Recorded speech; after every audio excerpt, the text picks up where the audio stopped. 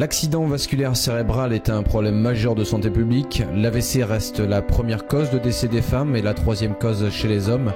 Nous avons choisi, dans le cadre de la journée mondiale des accidents vasculaires cérébraux, qui auront lieu ce mercredi 29 octobre, d'en savoir plus au sein de l'unité neurovasculaire du CHU de Rouen.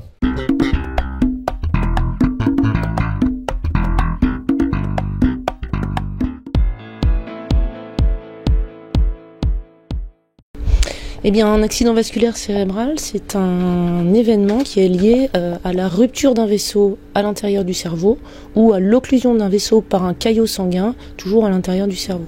Et donc l'atteinte du vaisseau provoque l'accident vasculaire cérébral et est susceptible de détruire une partie du cerveau, plus ou moins importante selon la gravité de l'accident.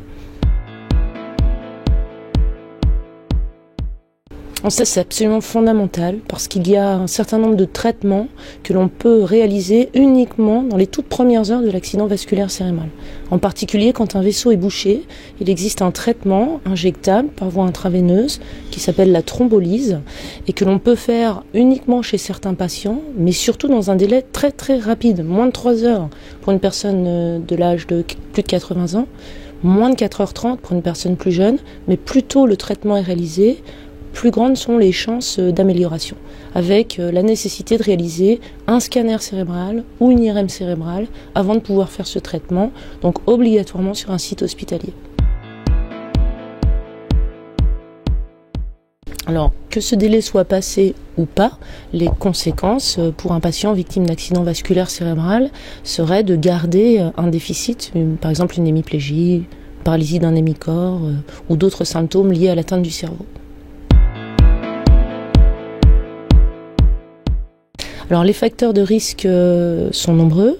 Ils sont tous ceux qui peuvent provoquer des problèmes vasculaires, que ce soit cardiaques, neurologiques ou au niveau des artères des membres inférieurs. L'hypertension artérielle est un des plus importants. Le tabac, le diabète, l'augmentation du taux de cholestérol et d'autres encore, mais les principaux sont ceux-ci. Eh bien, c'est la détection des facteurs de risque comme l'hypertension artérielle. C'est un geste très simple de faire prendre sa pression artérielle par son médecin traitant et on ne ressent pas toujours le fait d'avoir de l'hypertension. On peut se penser en bonne santé. Donc faire prendre sa tension par le médecin traitant, la faire traiter lorsqu'elle est élevée, donc des traitements médicamenteux mais des conseils d'hygiène de vie aussi. Une bonne hygiène de vie en termes d'activité physique par exemple, éviter la sédentarité et d'autres encore. Pour ce qui est du cholestérol ou du diabète que je n'ai pas cité tout à l'heure, c'est des analyses de sang qui permettent de diagnostiquer ces facteurs avec toutes sortes de conseils d'hygiène alimentaire, etc. Et le tabac, c'est l'arrêt du tabac bien sûr qui est le seul moyen d'éviter les conséquences au niveau des artères de ce facteur de risque. Merci. Alors ça c'est important, parce qu'il faut vraiment que les patients reconnaissent ces symptômes pour pouvoir alerter en urgence, ou plutôt leurs proches à proximité du patient. Donc il y en a plusieurs sortes. Le premier c'est une paralysie, un déficit moteur, donc de tout un côté du corps, le visage, le bras, la jambe, ou une partie, visage et bras par exemple. Donc c'est une paralysie, c'est le premier symptôme très important. Ça peut être une difficulté de langage, la personne n'arrive plus à parler, ou ne comprend pas ce que son entourage lui dit. Les mots ne sont pas les bons, ou alors il n'y a plus du tout d'expression possible. Un mutisme en quelque sorte. Donc trouble moteur, trouble du langage, il peut s'agir d'une perte de vision. Tous ces symptômes, en fait, ce qui est important pour reconnaître l'accident vasculaire, c'est que leur installation est brutale, d'un instant à l'autre. Donc perte de vision d'un œil ou de tout un émichant. Toute la partie gauche n'est plus discernée par le patient ou toute la partie droite. Il peut s'agir d'autres troubles également, comme une perte de sensibilité de la moitié du corps, voire un trouble de l'équilibre. Ce qui est important, c'est installation brutale. Une des causes principales est liée à une arythmie cardiaque. Donc le caillot se forme dans le cœur et il va ensuite partir dans la circulation, dans une artère cérébrale, et boucher cette artère en provoquant l'accident. Donc ça c'est une cause possible, cause cardiaque. Et puis ça peut être lié aussi à des anomalies des artères elles-mêmes, les artères qui vont irriguer le cerveau. Donc un rétrécissement d'une artère, plusieurs causes possibles, mais une maladie par exemple qui s'appelle l'athérome, qui a un encrassement un petit peu comme du calcaire dans vos canalisations, dans la plomberie. Et donc ce type d'événement peut être à l'origine de l'accident vasculaire. Je pense qu'il y a plusieurs facteurs explicatifs. Il y a certainement une augmentation du nombre d'AVC qui est bien documentée et qui est liée au vieillissement de la population générale, puisque le vieillissement entraîne aussi un vieillissement des artères, des maladies cardiaques, et donc une augmentation du taux d'accident vasculaire cérébral. Mais c'est lié aussi au fait qu'on y est plus attentif et qu'on les détecte plus souvent, y compris chez des personnes où les symptômes sont plus discrets. Ça, c'est important, parce que même si les symptômes sont légers, eh bien, il est utile de faire le diagnostic pour prévenir d'une rechute plus sévère.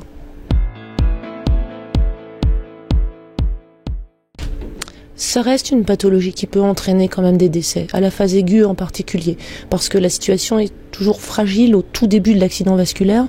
On n'est pas encore certain de l'évolution, et donc il peut y avoir quand même des décès lorsque l'accident est trop grave et qu'il échappe au traitement que l'on peut proposer aujourd'hui, ou lorsqu'une complication survient pendant les premiers jours. Ça n'est pas exceptionnel, et il y a encore des cas de décès lors d'accidents vasculaires cérébraux.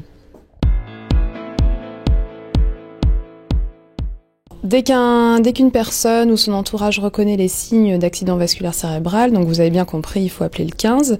Et à ce moment-là, le SAMU, dès qu'il reçoit l'appel, déclenche le protocole en question, c'est-à-dire nous prévient, nous, neurologues. Il y a toujours un neurologue, 24 heures sur 24 au CHU. Il nous prévient qu'un patient a fait un AVC à telle heure. Et nous, grâce à cet appel, on déclenche toute la procédure au sein de l'établissement du CHU.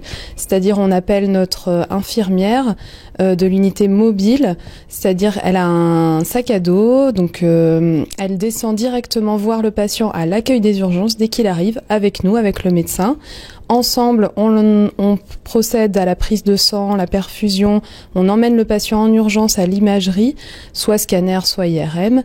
Et ensemble, si le médecin décide qu'il faut faire une thrombolyse, l'infirmière est là pour aider et pour réaliser cette thrombolyse au plus tôt. Donc en général, soit au niveau du scanner, soit en remontant dans le service en neurologie. En tout cas, ce qui est important de savoir, c'est que grâce à cette infirmière, à la collaboration entre infirmière, médecin, on va au plus vite, et dès que possible, cette thrombolyse est réalisée, si on peut la faire évidemment. Hein. Ça concerne pas tous les patients. Il y a des critères bien précis, mais le médecin décide et ensemble, nous réalisons cette thrombolyse.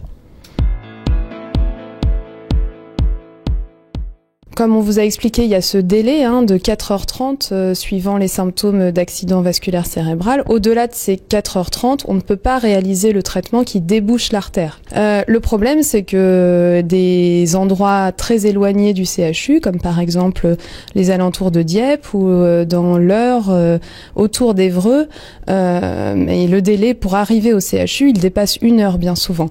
Alors pour pas pénaliser les patients qui se trouvent dans ces endroits de notre région, nous avons mis en place ce qu'on appelle la télémédecine avec les urgences de Dieppe et les urgences d'Évreux. Les patients qui font un AVC autour de ces endroits vont directement aux urgences de Dieppe ou d'Évreux, et à ce moment-là, l'urgentiste de Dieppe ou d'Évreux se met en relation avec le neurologue qui est de garde, comme je vous avais dit, 24 heures sur 24, et par visioconférence, par télémédecine, nous avons accès aux images du patient, aux images du scanner ou de l'IRM, et ensemble, conjointement avec l'urgentiste local, nous pouvons décider oui ou non la thrombolyse, et à ce moment-là, la thrombolyse est réalisée au sein des urgences de Dieppe ou d'Évreux, et le patient est ensuite transféré au CHU. Donc ça permet de ne pas perdre de temps et d'avoir un accès de façon égale, quel que soit l'endroit où se trouve le patient dans la région, et qu'il n'y ait pas de perte de chance pour les endroits très éloignés du CHU. J'étais chez moi, à table, un vendredi midi, et tout d'un coup, cette main-là n'a plus fonctionné. Donc, sur le coup, je me suis dit, j'ai pensé que j'avais une crampe ou quelque chose. Je me suis levée, et ma jambe ne fonctionnait plus non plus. Donc, ça a duré 5 minutes, si vous voulez. Donc, mon mari était là, bien sûr, et je lui ai dit, on fait le 15 tout de suite. On a fait le 15, c'était des gens charmants, qui m'ont dit oui, on s'occupe de vous, on vous envoie tout de suite une ambulance. Moi, j'habite à 50 km à Neufchâtel-en-Bray, et donc l'ambulance de Neufchâtel, enfin les pompiers sont arrivés immédiatement, parce que maintenant il y a un corps de pompiers qui est toujours à Neuchâtel, si vous voulez. Ce sont des semi-professionnels ou peut-être même des professionnels, il ne faut pas que je dise de bêtises. Et donc ils sont arrivés, j'étais ici, 1 heure après j'étais en bas, aux urgences, prise tout de suite en urgence. Je suis passée devant tout le monde, il y avait un monde fou. Et on m'a fait tout de suite un scanner, je crois. Et donc voilà. Et depuis... qu'est-ce qui fait que vous avez eu ce réflexe? C'est mon instinct. Mon instinct de conservation. Et ce qu'il y a, c'est que mon mari, il y a 8 ans, a fait un AVC. Mais c'était pas du tout pareil. Hein. Ça s'est pas passé pareil. C'était la nuit. Et j'ai senti que, quand vous êtes avec quelqu'un depuis très longtemps, qu'il bougeait difficilement. Donc je me suis levée. Et je me suis aperçu qu'il avait un côté qui allait plus du tout. Donc là aussi, j'avais fait le 15. Mais c'était il y a 8 ans. C'était super bien, mais c'était pas une prise en charge immédiate comme maintenant. Hein. Maintenant, c'est nickel. Il faut surtout faire le 15. C'est ça. Ça, oui. De toute façon, vous voyez bien que là, ma main, elle marche plus bien, mon bras. Vous voyez, c'est instantané d'être paralysé. Hein. Instantané. On ne bouge plus. Non. Enfin, en tout cas, la partie... Oui, une certaine partie, moi, c'est ce côté-là. Donc, si vous vous dites ça va se remettre, non, ça peut pas.